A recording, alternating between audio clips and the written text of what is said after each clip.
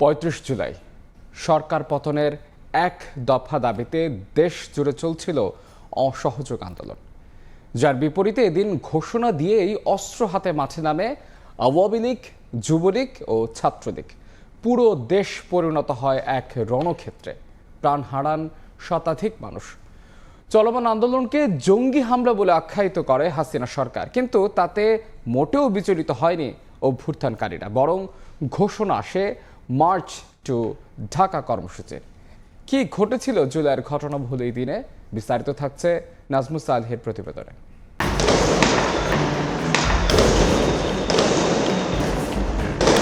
রক্তাক্ত জুলাইয়ের ৩৫ তারিখ, গুলি, টিয়ারশেল, সাউন্ড গ্রেনেডের মুহুর্মুহু শব্দে রাজধানী ঢাকা পরিণত হয় যুদ্ধনগরীতে। এত রক্ত, এত মৃত্যুর মিছিল স্বাধীন বাংলাদেশ এর আগে দেখেনি।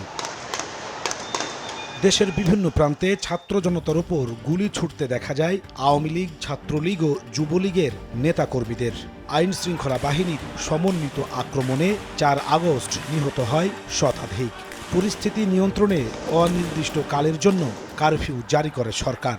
ঘোষিত হয় ৩ দিনের সাধারণ ছুটি।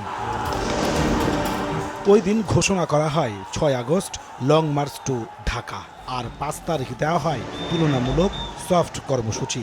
সমন্বয়করা বলছেন, একদিন হাতে সময় থাকায় ৫ আগস্ট বড় ধরনের হত্যাযজ্ঞ চালানোর পরিকল্পনা ছিল সরকারের। বিভিন্ন মাধ্যমে পাওয়া এসব তথ্যের উপর ভিত্তি করে সিদ্ধান্ত পরিবর্তনের আলোচনা শুরু হয় নিজেদের মধ্যে।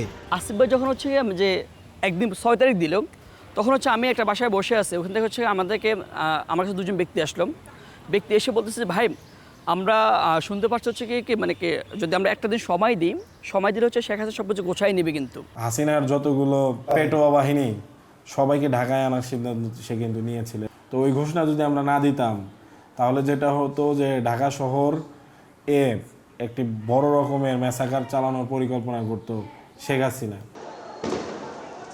পরিকল্পনা নিয়ে ছাত্র সংগঠনগুলোর সঙ্গে যোগাযোগ শুরু করে সমন্বয়করা। সবার সম্মতিতে সিদ্ধান্ত হয় ৬ আগস্ট নয়, ৫ আগস্ট পালিত হবে চূড়ান্ত কর্মসূচি লং মার্চ টু ঢাকা।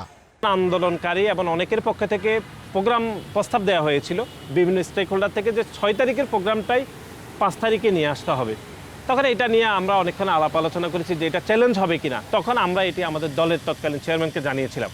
তখন উনি আমাদেরকে বলেছেন, হ্যাঁ, মহাসচিবের সাথে ওনার কথা হয়েছে, আমাদের পক্ষ থেকে যেন আমরা ওকে বলে ফেলি। ৬ তারিখে দেওয়ার প্ল্যান করতেছিল, একদিন গুছায় তারা চিন্তা করতেছিল যে ঘোষণা করবে, কিন্তু আমাদের এখানে বক্তব্য ছিল যে অলরেডি আমরা রাস্তায় নেমে গেছি।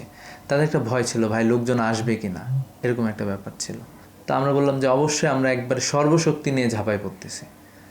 তো যেটা ছিল যে হ্যাঁ, তারাও একটু কনফিডেন্স পায়, আচ্ছা ঠিক আছে তাহলে ঘোষণা করা যায়।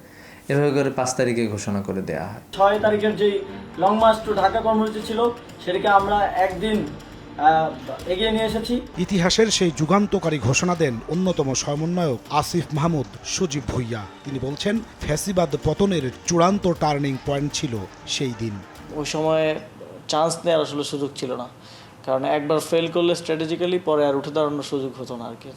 হাজার হাজার মানুষকে হত্যা করে ফেলা হতো, এবং ফেল করলে আমাদেরকেও আলটিমেটলি হয়তো হত্যা করে ফেলা হতে পারত।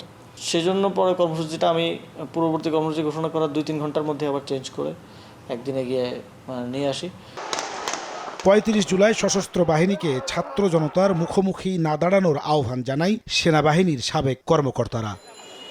পরশু নয়, আগামীকালই long march to Dhaka. ৪ August এই একটি মাত্র ঘোষণায় ৫ আগস্ট ঢাকার সমস্ত রাজপথ গিয়ে মিশেছিল গণভবনের মোহনায়, যার ফলশ্রুতিতে চূড়ান্তভাবে পতন হয় ১৭ বছরের ফ্যাসিবাদের। নাজমুস সালেহী, সময় সংবাদ, ঢাকা।